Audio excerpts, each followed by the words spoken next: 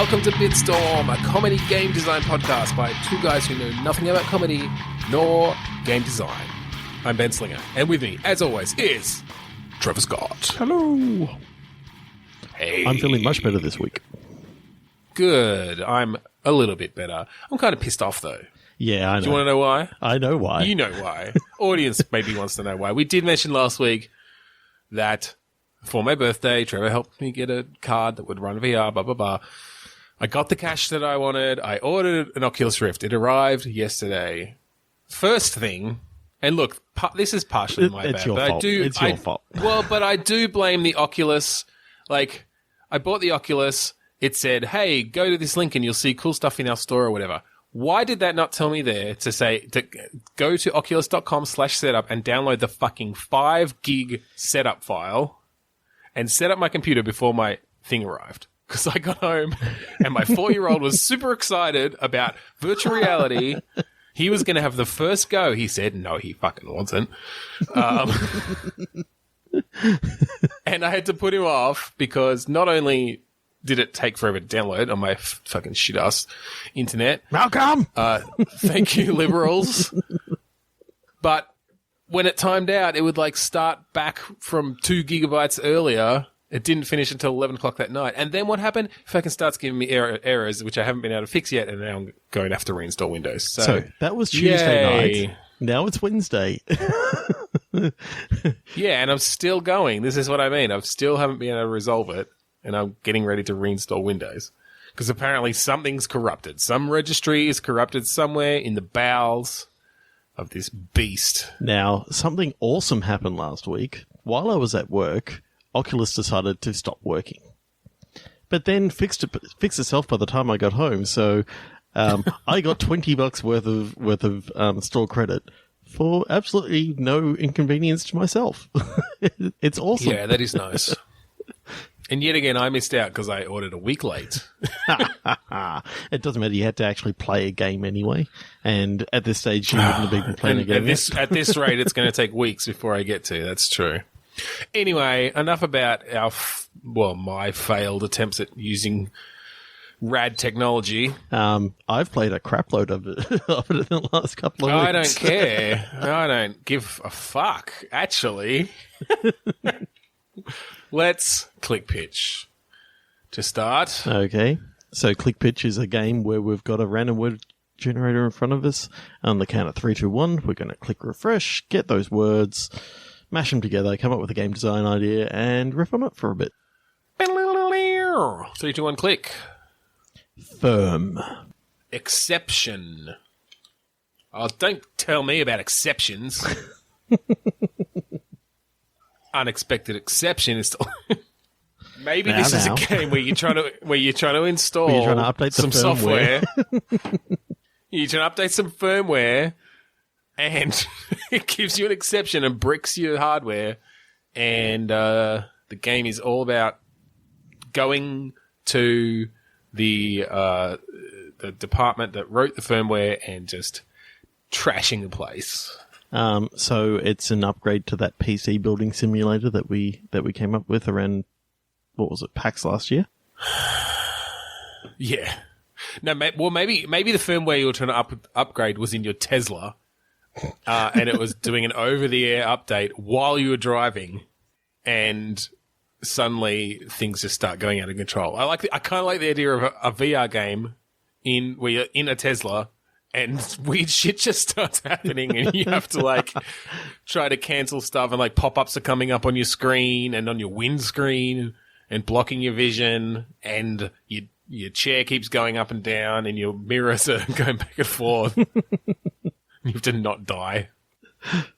The brake is now accelerate and accelerate is now brake. Oh yeah, totally. It just switches up all your controls. The windscreen wipers spray acid and melt through the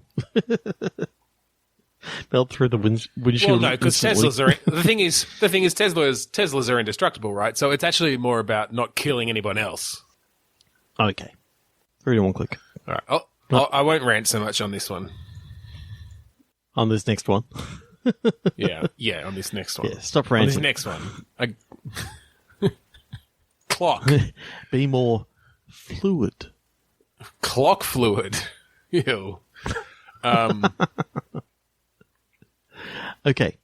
At least there was an L in there. It's a Yeah, okay. You just got it. You just figured it out. He's like, where's the L? Fluid? That doesn't make sense. Oh, wait. okay, you're in a universe in which clocks run on fluid rather than like batteries or anything winding like that. Or winding. Okay. Yeah. So we don't know how it's happened, but there's a massive shortage in the world of A fluid of clock shortage. fluid. I mean, Of clock fluid. Yep.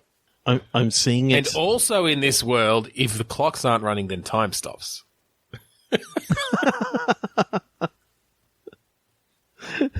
So there's some real time it's a first-person management shooter going on.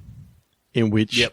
you've got X number of drops of clock fluid left or whatever. So Leaders. you're actually fine, but everyone else is sort of you wake up one morning and It's a everyone's localized effect. everyone's sort of been Okay. running to the supermarket because there was like a massive recall of the latest batch. Oh, this is cool, actually. I like this idea that there's a localized effect from clocks that keeps time running. And it's And- basically a wristwatch sort of thing. So you got to keep your wristwatch, continually. Well, I think it's everything. It's like where we have clocks today. So like the center of town has a giant, Big Ben style or like church clock or something. And that keeps time running for, the business district and the commercial district and stuff. So you're pretty okay in town. And then everyone's house has a few clocks in it to sort of encompass their house with time. with a time field, yep. With a time field. And then people, have wristwatches, which for when they need to go out of the other zones means they can continue actually like moving in time. So I fucking love what this. what This I'm is really imagining cool. is you go into town and literally you've just woken up one morning and you go into town and literally everyone is just stuck in time. I'm Yeah, seeing that it's totally. basically there was people who would use the latest batch of clock fluid had basically it had gummed up the works in the clocks and basically stopped it from working because it was a bad batch. So Oh, okay. the idea I that kind of like the idea of it just could even be a terrorist attack sort of thing that literally people can't actually tell that they've been attacked because they're still. But well, yeah, maybe not a bad batch. I like the idea of them just running out, but maybe it was a terrorist attack that like destroyed the source of it in this area or the storage. And so, while you were asleep over a period of about 12 hours, as the last remaining fluid in all the clocks in town or the city sort of ran dry, people slowly started just stopping in time in different places in the midst of different things. And so like this would be an awesome way to have some environmental storytelling where you're literally seeing people frozen in time and figuring out what they were doing. I'm imagining could like still gun be- battles, gun battles Yeah. between you and terrorists, like having to jump in between like people who are just still, and the idea being that you've got to try and keep the gun battles away from the people. Otherwise, when you do start Right. clocks back up in the area, There's all these dead people. these people are either going to just collapse, or if you manage to heal them in some way and Yeah. trace the bullets back or something like that. So, so if you've got your own personal time field in your wristwatch, does that start affecting people you get close to? Maybe in some small way, like they start moving slowly through. So maybe you can, Like you forward? can put it up next to their head and they can talk to you, but that's all they can do. It's so localized. You'd have to put your watch up to their head to talk to them while the bottom half of their body is still stuck in time. Yeah. I really like that. Yeah, I like this idea that, because look, there's probably still going to be little caches of clock fluid around that people didn't manage to put into clocks, right? Before time ran out, because they're all fighting over it. So, you get to the supermarket and there's all these people like fighting over the last few things of clock fluid. And, one guy is literally about to pour it into his wristwatch, but he ran out in that second before it got in there. Oh, wouldn't it be awesome that you run in and there's literally a slow motion battle going on? Like they're still actually moving. Yeah. Like there's still like one guy's moving a lot slower than the next one, and you just see like this real slow motion punch, and it's like the guy's face just sort of gets pushed to the side. Well, what would be interesting is, I'm picturing a scene where one of the terrorists is in a space of like a crowded space, but he's out of time as well. Oh yeah, but he ran out in the midst of refilling his watch, and so if you get too close to him, he refills his watch, and he just starts going around like shooting time stuck people in the head. Unless you can stop him. Well, the best way to stop him: shoot him in the wrist, blow his clock fluid out of the watch. That's a good idea. Actually, you have to do some precision shooting. Yeah, you can take out their timepieces. Oh, I like the idea. I like the pun of like timepieces for like your weapon. Like, oh yeah, call it your piece. This is my timepiece.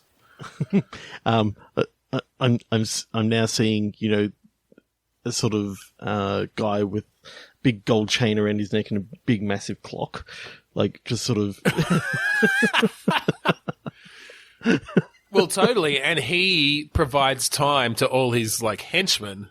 And so you have to get past all these henchmen, and they don't have watches, so you can't just shoot them in the wrist to stop them. Yeah. Because they're all being powered by his big gold chain clock. That's pretty cool. I like that. What's your job normally? I mean, I like the idea of a sort of a Roger Wilco style bumbling kind of. He's a watchmaker or a watch repairer. Who yeah, maybe. I feel like that gives you a lot of info up front. I feel like if you've just slept through a terrorist attack for 12 hours, you're probably going to be a bit of a like slacker. You were just drunk. Yeah, I think you just look. Maybe just so we can fulfill those power fantasies. You're like one of these super smart people who just don't try. You basically, so you can figure this stuff out, and you go and you talk to the watchmaker. Once this happens, this is the thing that like drives you into heroism. Yeah. And you go and you find the watchmaker and you save him, and he tells you, he gives you stuff that helps you. I don't know, like power-ups and stuff, like, because if he makes watches, he obviously knows a lot about fucking quantum mechanics in this world. Or maybe he can give you different timepieces that give you different effects. So like you can actually move faster than other people. Actually speed up some time. Yep. Yeah. Yeah, that'd be cool. And basically you can get some of those matrix effects sort of happening. Yeah, yeah. Yeah, I don't want to go too far down just that path, because there have been games that do time control stuff before, but I'm not thinking about being able to reverse time or anything like that. I'm just thinking you being able to speed up like your localized time and things like that. Yeah, I really actually like. There would be some really cool, like shooter stuff you could do with this, but I actually prefer the environmental storytelling stuff. Like that's what excites me about it. About coming into this scene where the time has just stopped, and you have to do a bit of observation to figure out what's happened.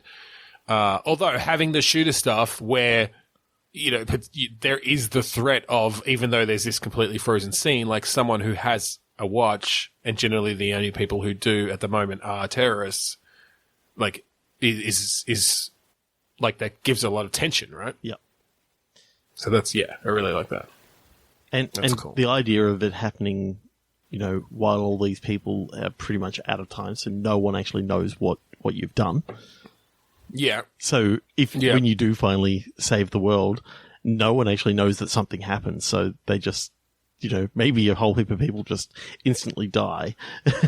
But the fact but that everyone else just evidence. wakes up, and I mean they'll realize that a certain amount of time has passed, and there'll presumably be news reports of the citywide clock fluid shortage that lasted a week. It was, resolved by unknown means, and we're investigating by this local blah, blah, watchmaker, blah. and it's like, oh fuck, he took all the credit. And look, just to mix it up, let's set it somewhere that is unusual, that doesn't usually have, let's not just make everyone white dudes. Maybe it's in India or something, or I don't know, somewhere that's Hong Kong. I don't know, somewhere a bit more interesting. Ooh, yeah, I kind of like Tokyo. Just to kind of change. Yeah. Imagining, that massive intersection that everyone just sort of crosses all at once. Imagine walking through that. And just coming across that frozen, and there's a fucking there's been an accident in one spot, because this is the thing, depending on how these time fields work, if you run out of time while you're driving, yeah, I don't know, or if you're, I guess your car clock has a time field, and then your wristwatch might have a time field. But I'm just thinking, it could definitely cause an accident if one of those runs out of time before the other, and they're out of sync.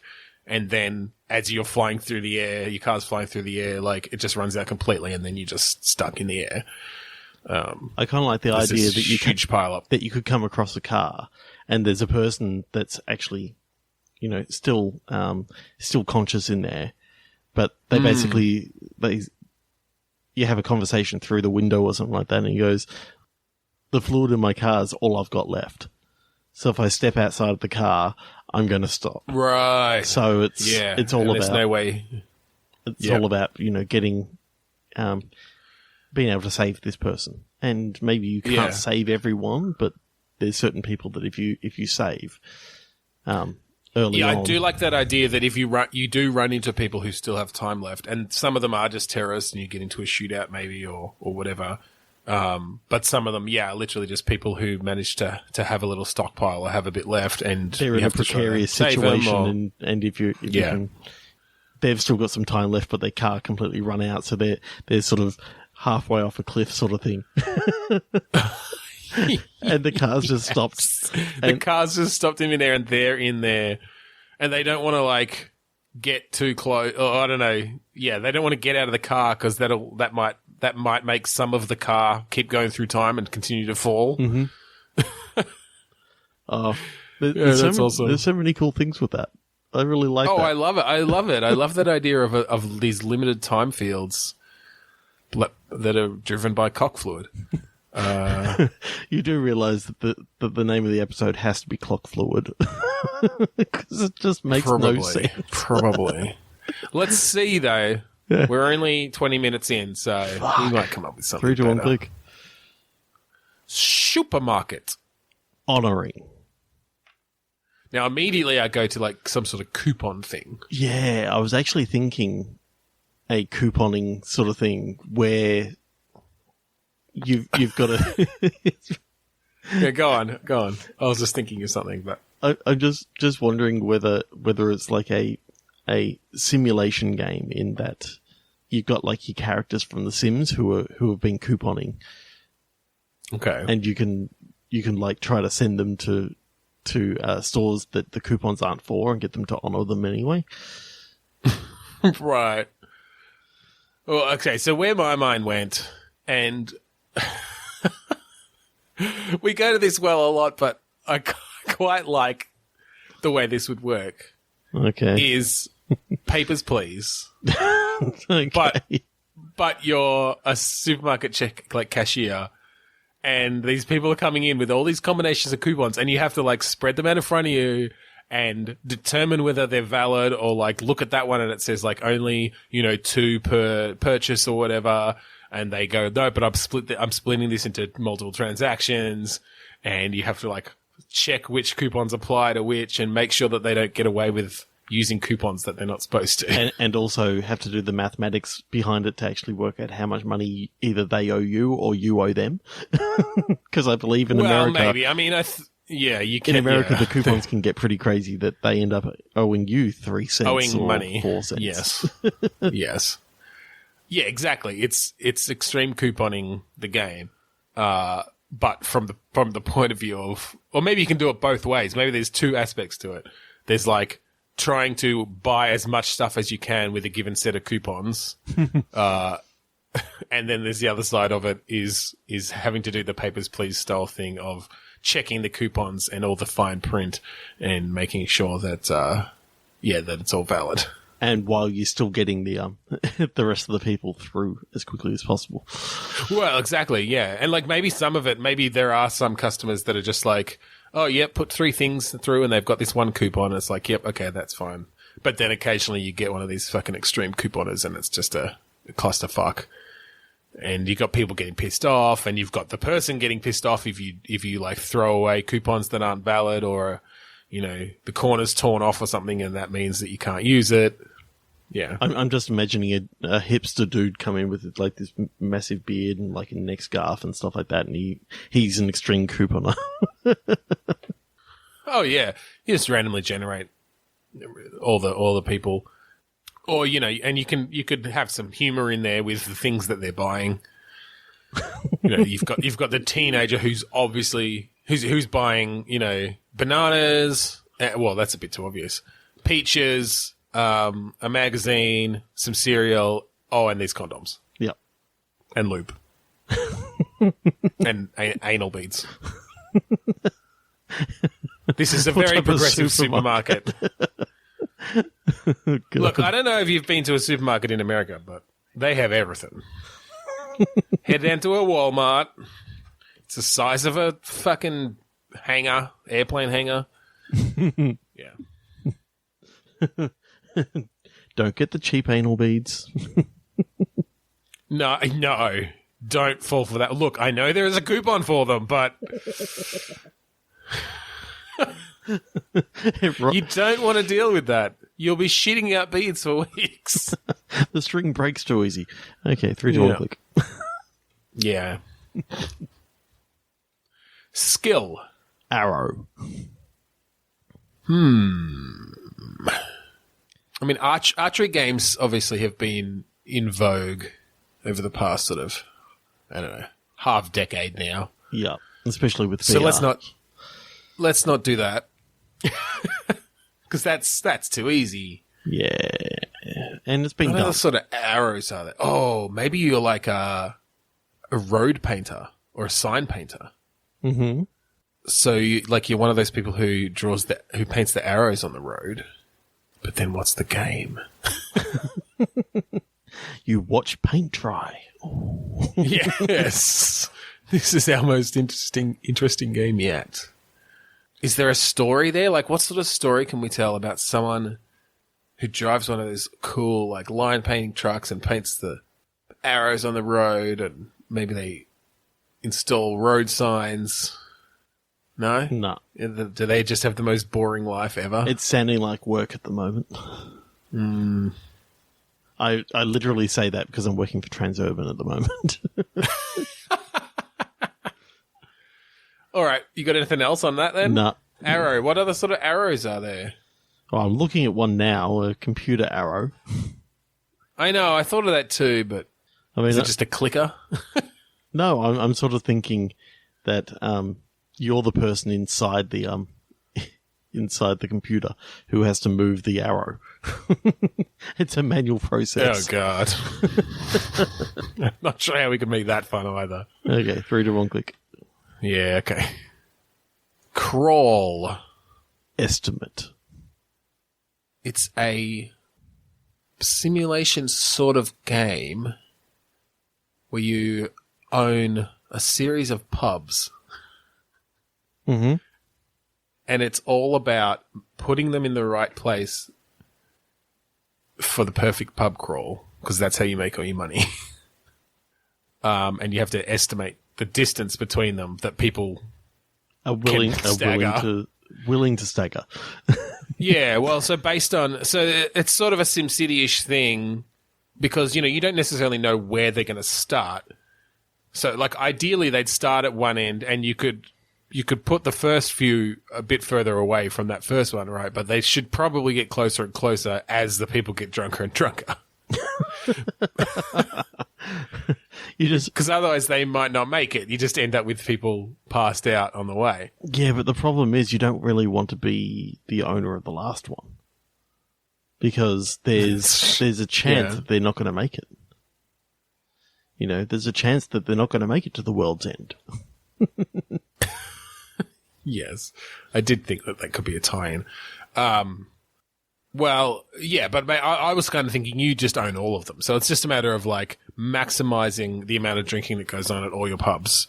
And also, based on having enough good things, the amount of drunkenness. Having enough good things in each pub that you can get the locals to come in to actually make it worth Yeah. So it's not just all about the pub crawls. You've sort of got your background radiation of your locals, and you can build that up in different ways. But the real meat of the game is getting these pub crawl routes right, and maybe different things you do in like you put, or maybe the different ways you upgrade the different pubs, like sort of changes the routes that certain people take because we really have to get to this one early because they've got darts or something, and I can't play darts when I'm drunk.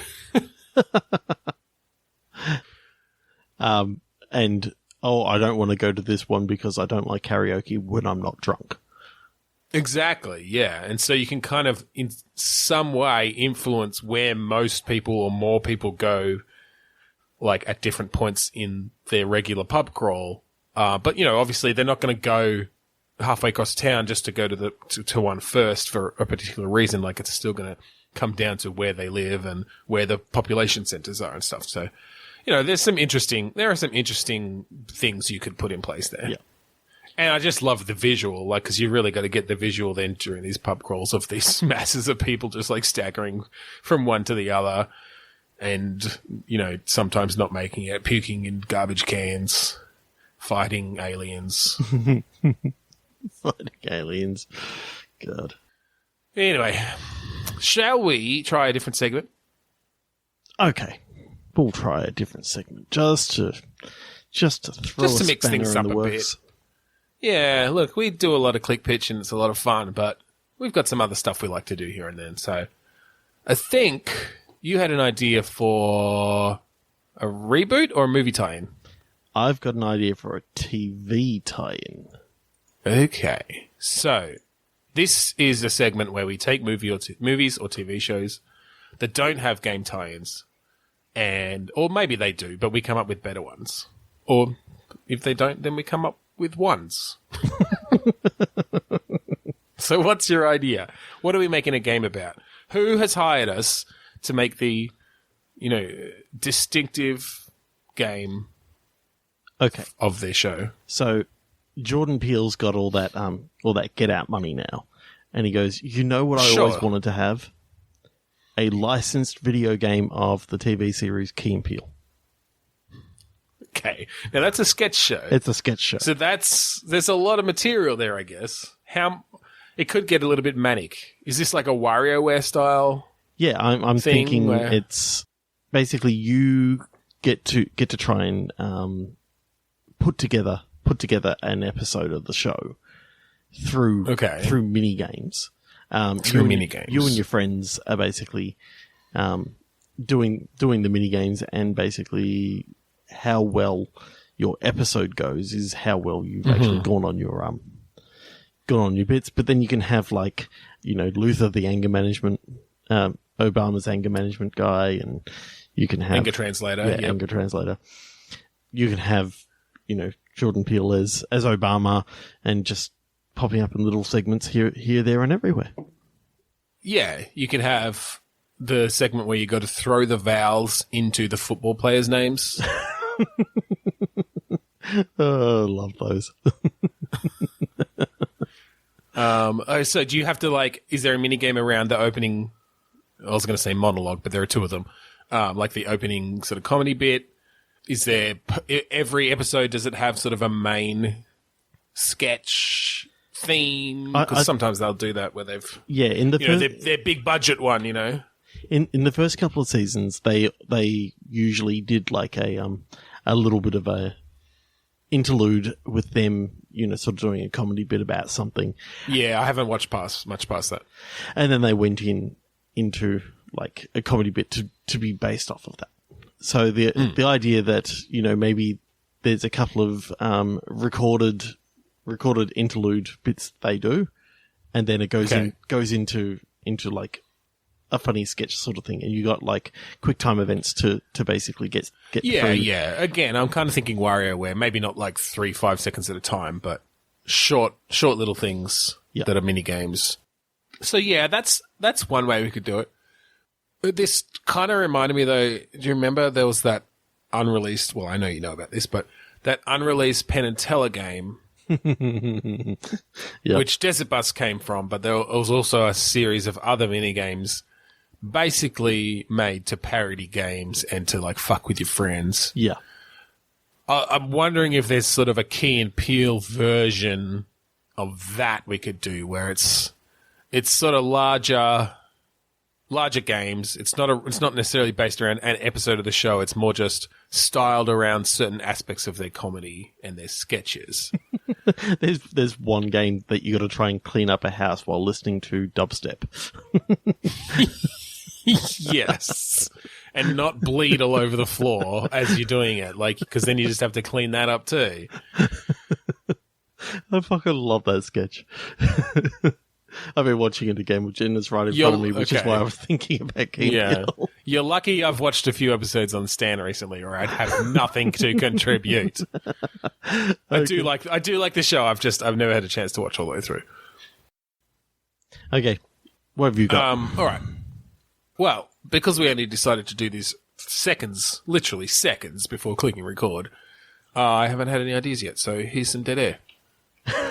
While I think of something. Let me look up movies that have come out recently. Well, let's look at the Oscar nominees and see what we can find there. I haven't seen many of them. Doesn't help. This is okay. We probably can't do too many recent ones because it's less likely that both of us have seen them. Yeah, I've somewhat got another idea if you want me to go again. All right, give me yours. Okay, so I've got a couple. Okay, so I really like horror films. Yes. I would love like an anthology style game based in the Stephen King universe. Oh, okay. That could be interesting. Now, Stephen King is sort of renowned for bad adaptations of his material. Yes. Or at least particularly his horror material. Yes. Very, very good adaptation of Shawshank Redemption. Oh, lots of others. Stand By Me. Green Mile. Like there's definitely been some good stuff. And look, it's been getting a bit better recently. 11/22/63 was good. I haven't seen the new It, but I've heard it's not too bad. Okay, so a Stephen King anthology. So is it based around? I mean, it's got to be set in Castle Rock or in Derry, Maine. At least Maine. In Maine somewhere. Somewhere. I think Derry and Castle Rock are the two towns that he kind of focuses around. Yeah. So I'm thinking there's got to be a Needful Things game. Yeah. So or section. So I'm thinking sort of like not Telltale games in the way that they do their sort of things, which is very quick time events and that sort of stuff. Yeah. But I'm thinking in the vein of you have a season. And in that season, you can you can hit like Needful Things, and then you can hit, sometimes they come back, and then you can hit Misery, and it's sort of like the 3 episodes for the season. Okay, and do you not necessarily have to do it in that order? No, I'm thinking it's sort of like your Needful Things game. There are certain things that are happening. You play a character within the environment Within somewhere. the town or... Or it can be sort of like the Needful Things can be the final thing that sort of happens in this season, because as you hear the story about like some writer being, you know, going missing as he was coming to town. Yeah. You know, you go and do some sort of mystery about Pet Sematary. You pass by the Needful Things store. Yep. And then the next episode you're doing the Misery storyline, you know, talking goes into there, but you hear a advertisement on the radio for Needful Things, and then finally, you know, goes into Needful Things and does. Right, so it all ties in. It just all like ties so in. much of Stephen King's stuff does. Yes. Does it all culminate in like a Dark Tower season? Well, I was thinking that, but I don't know enough about the Dark Tower. Like, I literally haven't read that yet. I've got it there ready to read. I just I've got the ebooks for it. I'm going through it at the moment. Yeah, I love that book. I should reread some of that stuff. Okay, so like something like Misery, how would that work as a game? Is it somewhat of a point and click ish thing?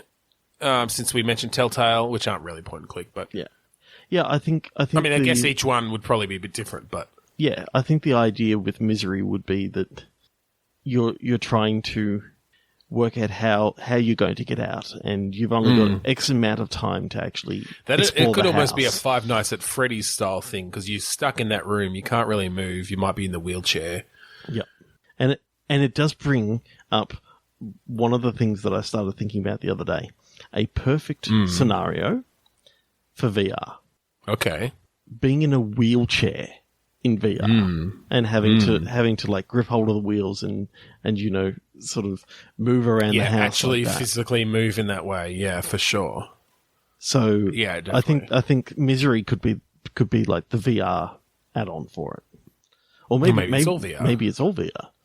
Yeah. How creepy would Cujo be in VR? You know, Oh Jesus, stuck in the car. Yeah, God, that'd be scary as all that'd hell. be good actually. And thing is, do you have to do, you know, full 3-hour games? Well, maybe not. Maybe it's No. that you do little I think they're vignettes. like half hour, you know, maybe little half hour, vignettes.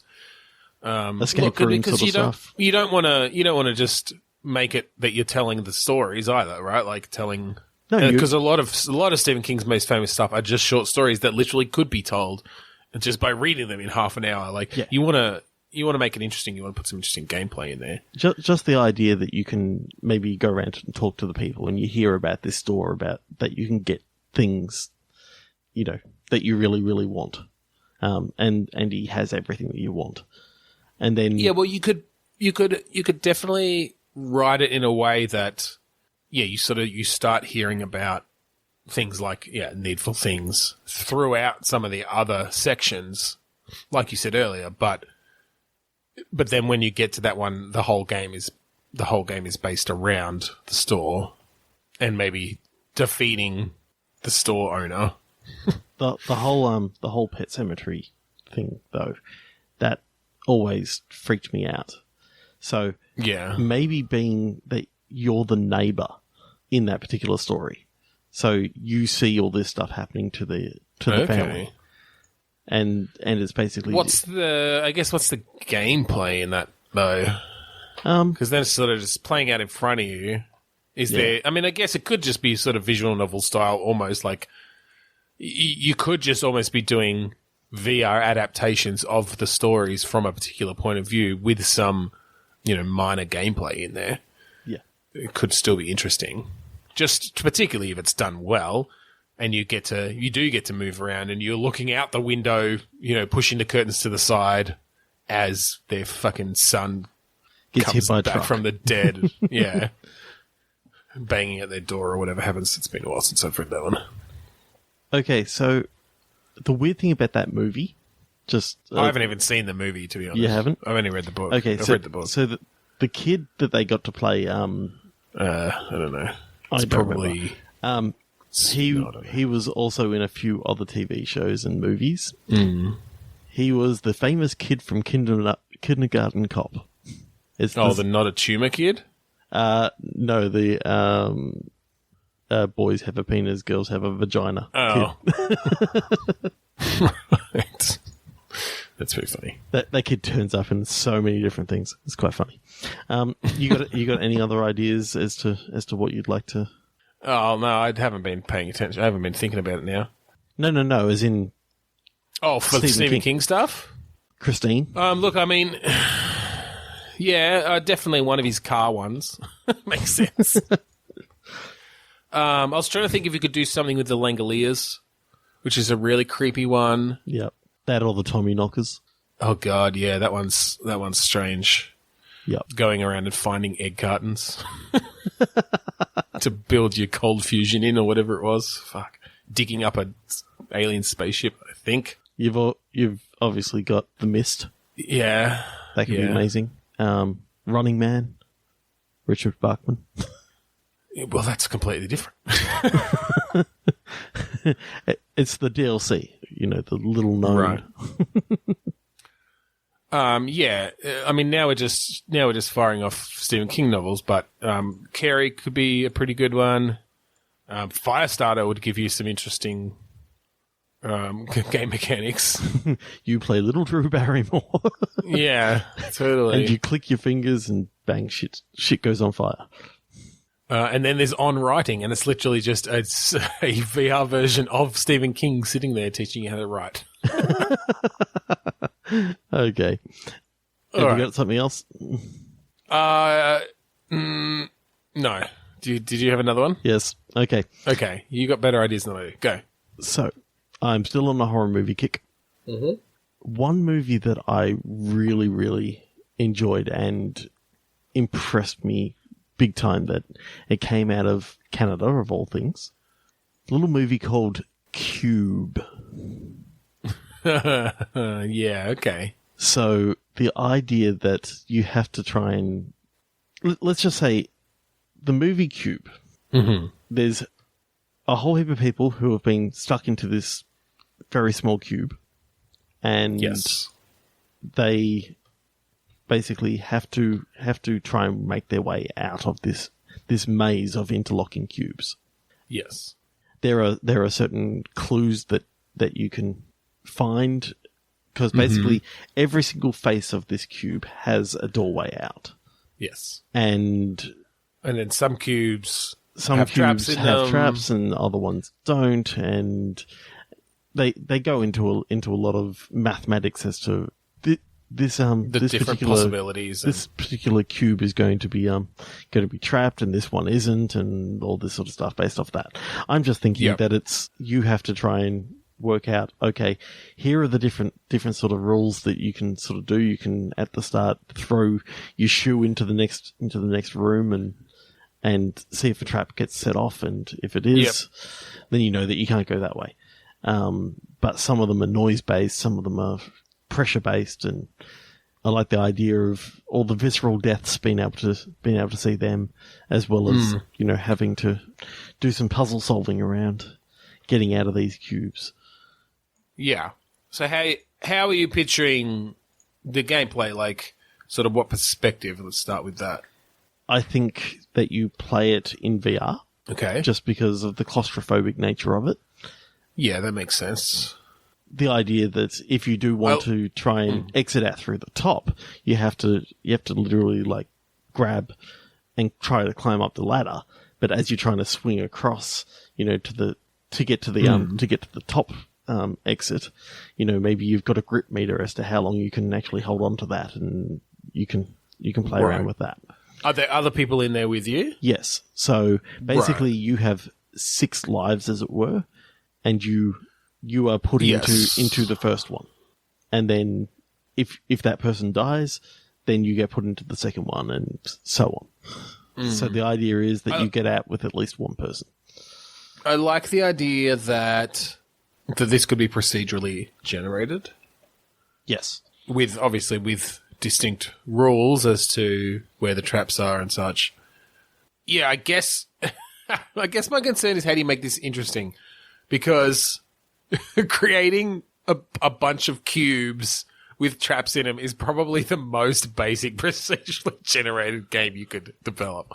And obviously it made for a really interesting movie, but I'm trying to figure out how you really translate that across to give you that same sense of Dread. tension and dread. Yeah. Time limits. Yeah. Yeah, and I mean, it probably comes down to the other people that you're in there with as well. And I guess it's just how can we make them interesting enough? Like, do they have different skills, or is it all just about, like, one of the people is tall, so don't get him killed because he helps you get up to the ladder? Well, maybe that you can look at the people and hit a button to switch into their view, so you're effectively taking over them. But if you can exit out with, all 6 of you people, then you're obviously doing a lot better than... Right. Yeah, there's definitely, like, I could picture sort of a roguelike kind of thing where the goal is to get out with as many people as possible. And depending on the random, depending on your seed, that's going to be more or less difficult, and maybe you find things in different rooms that can make things easier or harder for you. I kind of like the idea that there's multiple ways out of each, or there could be branching paths. But if you go down the wrong path and you work out that this is a dead end and there's traps on all sides and the only way out is to go back up. It could be quite interesting with a time limit, basically, that you got a certain time limit to enter the next room, the next viable room. And if you work out that there's traps in all these different rooms, then you have to go back up and find the next viable room that you can go to.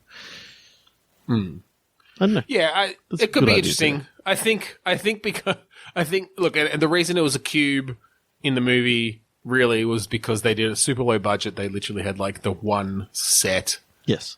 And I think it was only even half a cube that they made and just filmed it in different angles of different colors. I remember seeing the special features on the DVD.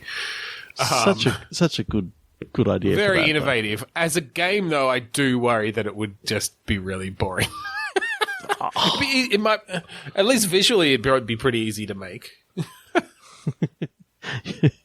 You know what else would be boring? Not coming up with an idea at all. All right, well, I do have one. Good. Because I've been looking now at 90s movies. Speed, 1994. Okay.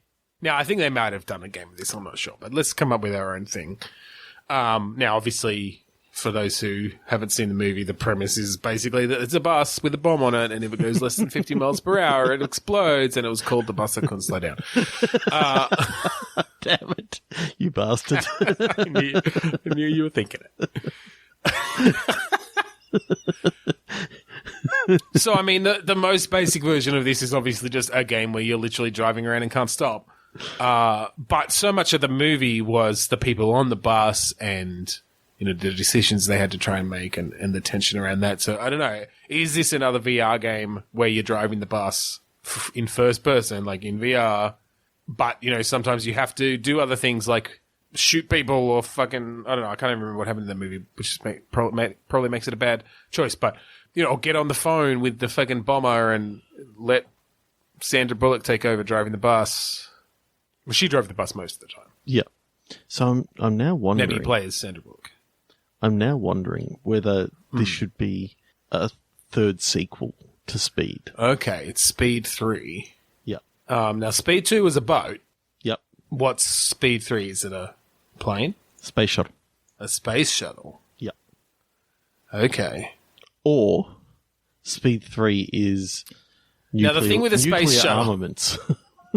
The thing with a space shuttle is that if it's in orbit, you don't really have to do anything to not slow down because it's just going. Maybe they're speeding it up. Maybe the bomber, maybe that guy has managed to take control of the shuttle. Or maybe he is slowing it down because you need the speed to stay in orbit. And so you've got to find ways to keep the speed of this space shuttle going so that its orbit doesn't decay and crash into the Earth. Yeah, you got that. Or, and I've just been thinking that you're on an experimental flight. Okay. and you get let known that, I mean, basically your experimental flight is you're trying to break light speed. Okay. But there's a bomber who's basically said if you as you approach light speed, you now have to try and slow it down, because otherwise if you get close to light speed, it's going to explode. Right. So it's the opposite speed in that you're trying to slow it down, but it's right. It's sort but of the mission is pre-programmed to get you up to light speed. Yeah. And All then right. then you start seeing future echoes, and that's just a little Red Dwarf reference. I mean, I like the idea of a sort of frantic VR experience on a space shuttle. We'll just borrow some of Opaque's assets, right? They'll let us. Maybe not. Wait. Where you like getting calls from this terrorist, and he's giving you kind of clues, and you're running around this spaceship and trying to solve problems or find the bomb before you hit light speed. Yeah, that's cool. I don't know. There's something there. Yeah, there's something there. This segment is not going super well. No. And we've finished with a click pitch, and then we'll finish. All right. 3, 2, 1, click. Invitation. Choice. Okay, so Right. I've got an idea too, but you go first. Mine's not actually very no, neither's mine. Okay, good. Perfect. It may actually be the same idea. You're getting married. Okay. No, that's not quite it, but yeah. And you've just got to choose what invitation you're going to send out. That's the whole game. Come on. You got to choose a calligraphy. And then you have to learn calligraphy. All right, my idea was that it's that classic sitcom scenario, and you've invited 2 women out for dates on the same night, one after the other. But then the woman who you invited out at 8 o'clock says she can't make it till 9 o'clock, which is the same time you've got a date with the other woman. So you have to go back and forth and keep making excuses as to why you have to leave each date and keep track of what you're talking about, and it's all dialogue puzzles. Okay, so And stealth. like the idea, but switch the gender roles. Yes, that's probably fair. Sure. In fact, look, let's just make them all women. Or all men. I don't know. Diversify everything. It's randomly generated. It's randomly generated. And we literally don't set preferences. Every person is just randomly generated, and the sexuality or sexual preferences of the protagonist are just determined based on the random gender of the people that they are dating. Yes. Yeah, so also procedurally generated interests of each person, and you have to keep track of like, oh, this is the guy who likes golf, and this is the woman who's into rocket design, and don't talk to the guy about rocket design or he'll know something's up. And but maybe you can save it and talk about and say, no, I meant a rocket designed golf club, a rocket golf club. Yes. Wouldn't that be cool? Other gameplay Definitely ideas. Get a birdie. You've got your disguise for each, or different outfit for each. So you can't turn up to really the whole Mrs. Doubtfire thing of turning up to the wrong table, dressed as the wrong thing. Right. Yeah. It's like this girl knows that I was wearing a top hat, but this other girl, I was wearing a fake mustache. Fuck. Which one was which? And the third guy, I was wearing a monocle. So. And then when I go home, I just wear all 3 because that's how I class it up, baby. Only a monocle. Keep the monocle on. So what's the win condition? Just getting through the dates without them realizing? Or is the super win condition just a threesome? God. I don't think that is the win condition as such. I think that is the Depends on your perspective. maybe it's the win condition in quotation marks when the end credits come up and the guy or the protagonist realizes that he's living a hollow existence. Yeah, just dating constantly and. Yeah. And what is the wind condition? Is that when you like fart accidentally on one of the jokes, on one of the dates? Because it's like your exit strategy. It's randomized food, so Right, and randomized like allergies yeah. and So intolerances. don't eat the cheese. And literally the or only you way may to be find out cutting the cheese. and literally the only way to find out is by eating. But at least it gives you a good excuse to go to the bathroom or say you're going to the bathroom when you're actually going to see your other date. Although, if you're literally intolerant, you probably need to actually go to the bathroom, and that just adds an extra pressure. Literally. A new meter just comes up in the corner and it's like, ding. Bowel compaction. Oh. No, thank you. So, on bowel compaction, shall we end this episode? Yeah, we shall. We kind of went off the rails a bit. We tried something new. But it sucked, but Some of it was okay, but no, it's fine. It's fine. I'm just being self-deprecating. I should stop doing that. yes. We rock. It was awesome. We're the best. So if you want to find us on Twitter, Facebook, or Instagram, we're on all of those. We're Bitstormcast on all of those. We have a Facebook group. Why do I mention this? Facebook.com/group/Bitstorm. We are on podchaser.com/Bitstorm. Leave us a rating or review there, or very soon add us to a list of best podcasts called Bitstorm. We'd also like it if you could rate, review, and or subscribe to us on iTunes. Preferably end. Yeah, check out our website, bitstormcast.com. I'd like to thank all our friends at the Australasian Gaming Podcast Network, #AGPN on Twitter, and Australasian Gaming Podcast Network on Facebook. Finally, we'd like to thank Kuradust for the song Mantifiance. Thank you guys, we're awesome. Off of the album Containment Failure. Yeah, so that was Bitstorm this week. A little bit off. I'm Ben Slinger. I'm Trevor Scott, and I'm running out of cock fluid.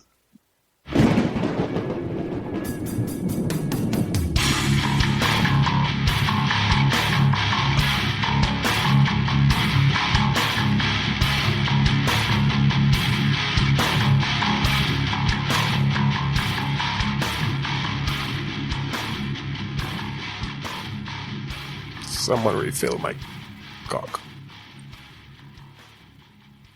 All right, I guess. Oh, that was a weird one.